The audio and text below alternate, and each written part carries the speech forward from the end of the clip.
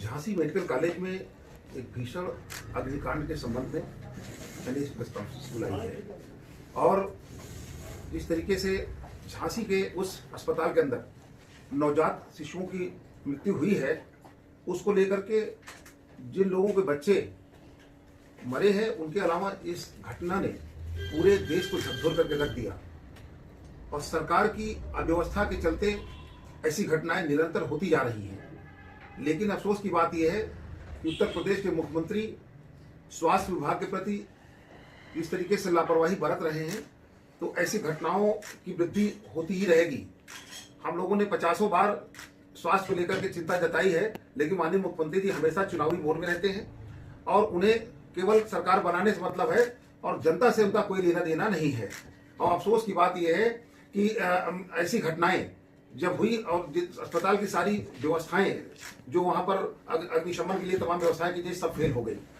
तो ये दुर्दांत घटना के को लेकर के और मैं इसी कड़ी में जोड़ना चाहूंगा एक ऐसा शख्स याकूब मंसूरी जो हमीरपुर का रहने वाला, वो आज पूरे देश के हर जबान पर चर्चा है उसकी बहादुरी की और उस आदमी ने ऐसी बहादुरी का परिचय दिया कि पूरे देश ने उनकी सराहना की और मैं भी कर रहा हूं।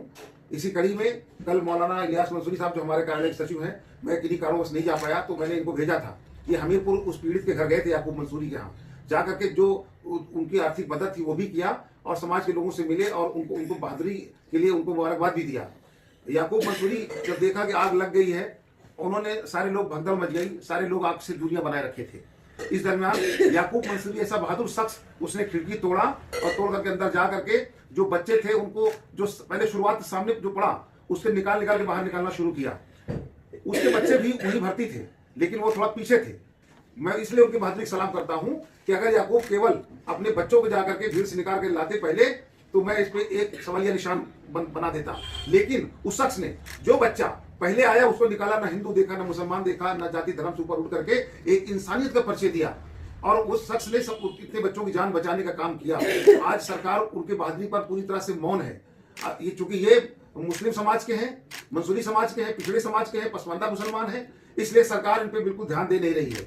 यदि अगर मुख्यमंत्री जी के सजाती कोई इस तरह इतनी बड़ी बहादुरी का काम किया होता तो निश्चित तौर से मैं कह सकता हूं कि मुख्यमंत्री जी जाने अब तक उनको सराखों बैठा लेते और अब तक अवार्ड और तमाम उनकी आर्थिक मदद के लिए लाइन लग जाती। लेकिन याकूब मंसूरी के यहाँ सरकार ने जो उनको ऐलान किया वही पैसा वो नाकाफी है, उनको पैसा बहुत कम है। इसलिए मैं सरकार से मांग करता हूं कि उनको जो मुआवजा दिया जाए कंपनसेशन, उसकी धनराशि एक व्यक्ति कम से कम 25 लाख रुपए होना चाहिए।